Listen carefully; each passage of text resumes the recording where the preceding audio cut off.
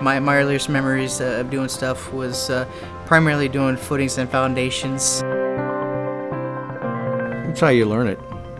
You start at the bottom so you understand what goes on.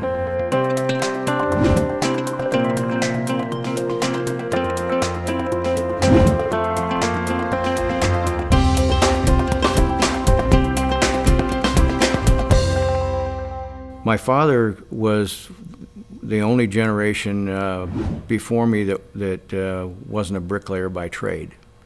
They all learned to be bricklayers and then moved into the management of the company at some point.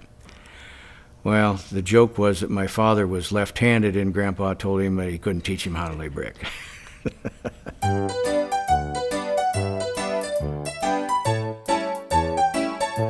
My early memories of the construction company was taking a ride with my father to go observe the job sites.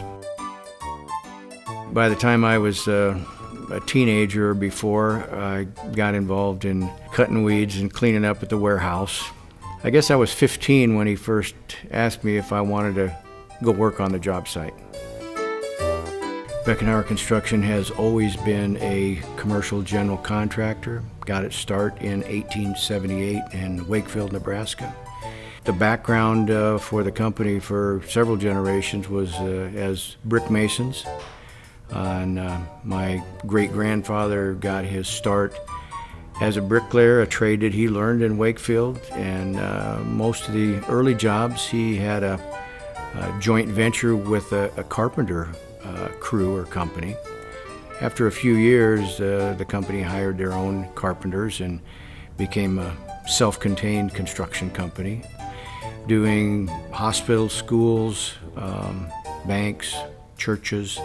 The company has always expanded beyond their immediate borders.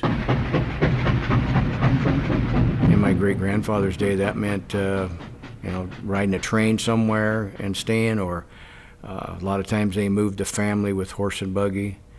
But when they came to Norfolk in about 1909, the company stayed here. The family stayed here as their headquarters, even though they still worked, sometimes long ways away. My first memories of Beckenhauer Construction is actually we were doing bridges at the time, riding with my mom to go take pictures of bridges that they were going to do lettings on, and also traveling with my dad to go visit jobs. The pictures of me standing on the crane and stuff like that, overseeing the work. So I remember seeing the picture of me standing there in shorts and my red rubber boots. That's my earliest memories, and that was before I was even in school. They had to do something with me since I was the youngest. My first jobs with the company was actually, we were the cleaning crew, mop and buff and sweep and everything else to get it ready for the opening and turn over to the owner. So that was one of my first projects. So.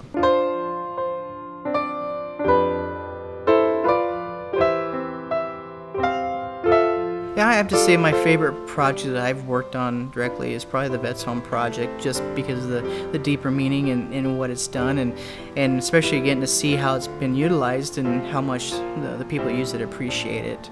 It was great to be a part of it. My passion within the business, opportunity to meet new people and create those relationships that hopefully last a long time. Those relationships make you feel good about what you're doing, that people trust you. It's a quiet satisfaction when I can tell kids, grandkids, my wife, did you know? Did you know that Grandpa built that building? We did the original YMCA shortly after my great-grandfather moved to Norfolk. We did the current Y, we did the addition to the Y. A lot of our work right now, 75% probably, is in the healthcare hospital market. There's always been a certain amount of educational work, so we've done, elementary, high school, college, university work. We do a certain amount of county courthouse work, including county jails. And so that's somewhat of a niche, and we try to find a niche where we have some expertise that maybe it helps us, but it helps our client. I would say the success of the company has really been driven by the founding members and what's carried through with them.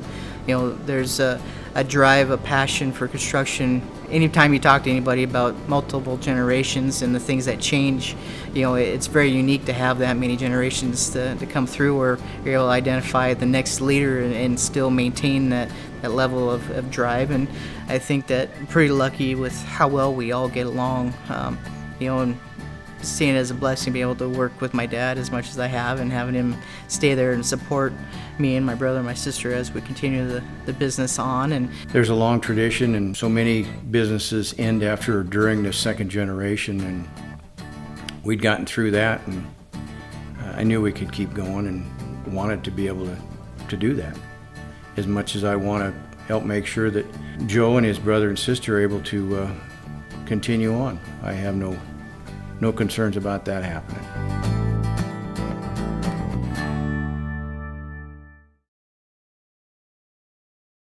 They built the city auditorium and finished it, I think, in 1940.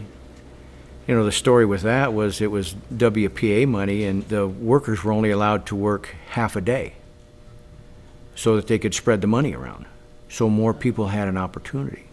You didn't take a break. You didn't, no goofing around. If you stopped to smoke a cigarette, you were gone, because there was 10 more guys sitting there on the sidewalk waiting for that opportunity.